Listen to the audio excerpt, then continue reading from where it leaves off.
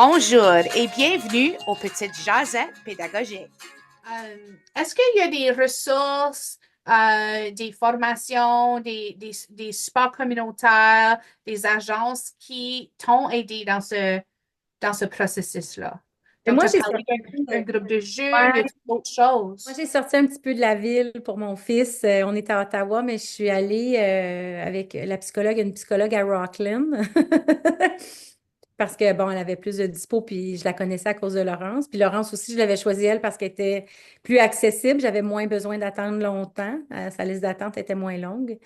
Puis elle, de là, elle a eu une subvention pour des groupes de jeux, puis ces groupes de jeux-là sont à Castleman. Mais tu sais, ça, c'est un exemple de ressources. Moi, je ne veux pas vous parler de juste des ressources que moi j'ai trouvées parce que je veux juste vous dire qu'il faut continuer d'être curieux, faire des recherches dans notre région, qu'est-ce qui existe, poser des questions aux intervenants qui suivent vos enfants, tu sais, qui suivent les enfants.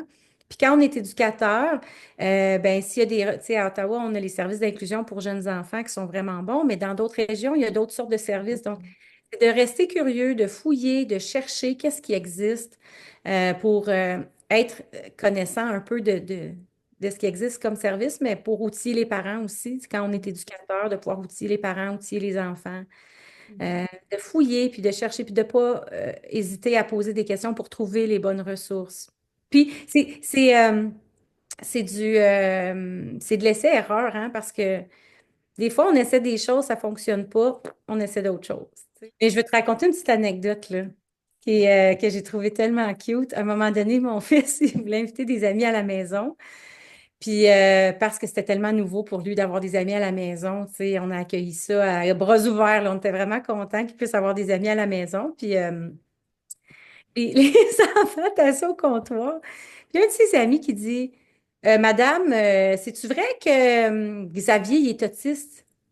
Fait que, fait que là, ça me disait, Xavier en avait parlé à l'école, il avait eu son diagnostic. J'ai dit, oui, c'est vrai que Xavier a un trouble du spectre de l'autisme. Il dit, moi, j'ai un TDAH. Un autre petit gars au comptoir dit, moi, je fais de l'anxiété. Puis quand ça arrive, j'ai dit, ben voilà. J'ai dit, on a toute notre unicité, on a toute notre petite particularité à nous. Oui, oui, ah, trop cute. J'adore.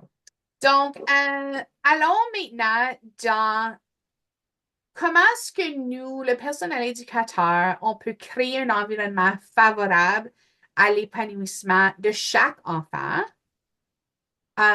tout en créant, tu sais, un environnement accueillant pour la neurodivergence aussi. Ouais. Ça commence par l'éducation. Il faut s'éduquer, il faut s'informer, faut travailler fort sur nos perceptions, sur nos croyances, sur nos façons de voir les choses. Parce que si on ne fait pas ça, on ne sera pas capable d'être ouvert à l'autre, on ne sera pas capable de mettre en place des stratégies, on ne sera pas capable d'interpréter correctement les comportements des enfants. On va peut-être les voir comme des caprices, comme des problèmes, alors que ça fait partie justement là, des défis de l'enfant. Donc, moi, je vous dirais que la première étape, c'est vraiment s'éduquer, s'informer, s'assurer qu'on a de l'information à jour, euh, de s'engager dans une pratique réflexive pour voir c'est quoi mes approches, c'est quoi qui fonctionne bien, qu'est-ce qui fonctionne moins bien, c'est quoi les ressources que je dois mettre en place pour m'aider. C'est vraiment là, le développement professionnel qui est la clé à ça. Avant même de se rendre à mettre en place quelque chose, il faut réfléchir à nous, comment je vois ça, comment j'interprète ça. Tu sais, dépendant de notre éducation, nos croyances, des fois, on ne voit pas le trouble du spectre de l'autisme comme quelque chose d'important à, à discuter. Tu sais, on voit ça peut-être comme des problèmes, puis c'est la faute des parents. Donc, tu sais, ça dépend où on en est dans notre discussion.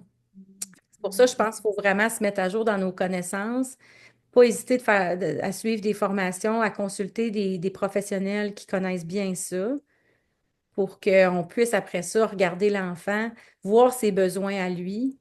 Mhm. Donc, ça, c'est la première chose. Deuxième chose, il faut voir au-delà du diagnostic ou du possible diagnostic. Il faut juste regarder l'enfant puis d'identifier c'est quoi ses besoins à lui.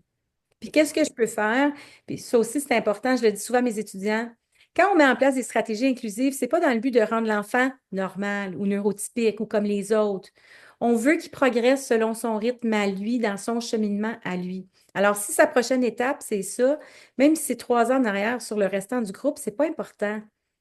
C'est juste d'adapter nos stratégies avec des enfants qui présentent un petit peu plus de défis que d'autres. Puis vraiment, là, d'adopter une approche inclusive. Inclusive, ça ne veut pas dire je fais quelque chose de spécial pour l'enfant qui a un diagnostic. C'est que comment est-ce que l'enfant qui a des défis peut participer pleinement au programme au même titre que les autres? Donc, vraiment repenser à notre environnement puis repenser à nos façons de faire. Je pense que c'est la meilleure façon de créer un environnement adapté pour les enfants. Puis pas juste les enfants qui ont un diagnostic, mais pour tous les enfants. Pour tous les enfants, absolument. Donc, finissons avec un message. Un message que tu donnerais au personnel éducateur qui accueille un enfant avec un TSA dans leur centre, dans leur programme. Quel message est-ce que tu donnerais au personnel Je éducateur? pense que c'est un conseil que j'ai déjà donné dans une de mes jasettes pédagogiques avec toi, Mélanie, mais de voir l'enfant comme étant unique. Chaque enfant est unique, chaque enfant a son propre développement. Faut enlever toutes nos étiquettes de notre tête, puis de juste voir l'enfant pour qui il est, diagnostic ou pas. Ça, je pense que c'est le meilleur conseil. Puis si on a de la difficulté à faire ça, c'est la première chose qu'on devrait faire. Enlever l'étiquette pour vraiment prendre un peu de recul, voir l'enfant pour qui il est, puis ses besoins, et travailler sur ça pour que l'enfant se sente épanoui, qu'il puisse s'épanouir en fait, qu'il se sente accueilli dans son centre éducatif, puis qu'il puisse progresser à son rythme. Tellement un bon message. Nos environnements, notre accueil, notre bienveillance, les relations qu'on va créer. Diagnostic, pas diagnostic, c'est le cœur de nos programmes, c'est le cœur de notre profession et de notre domaine. Donc, comme tellement un bon message parce que c'est vrai, il faut enlever ces étiquettes-là puis juste voir l'enfant comme un enfant unique. Tout le monde est diagnostic, pas diagnostic, on a tous nos différences et d'accueillir nos différences telles qu'elles sont, c'est le meilleur cadeau qu'on peut faire aux enfants et aux familles. Donc, Et quelque chose que je dis souvent, c'est les étiquettes, c'est pour les boîtes de conserve, c'est pas pour les enfants. j'adore. Et merci énormément d'avoir partagé ton cheminement, le cheminement d'Xavier et tout ce qui englobe ce processus-là qui peut être frustrant, c'est certain, mais quand on en connaît plus, on peut mieux faire. Ça fait qu'il faut continuer à avoir ces conversations-là. C'est important à se questionner, de parler de pratiques réflexives, de réfléchir à comment est-ce que je peux agir avec bienveillance tout le temps, tout le temps. Donc, merci beaucoup, Julie. Et merci Mélanie, c'est toujours un plaisir de venir aux Jasettes pédagogiques, alors peut-être une prochaine fois pour une 4e fois. Parfait. On t'attend avec impatience. Merci beaucoup.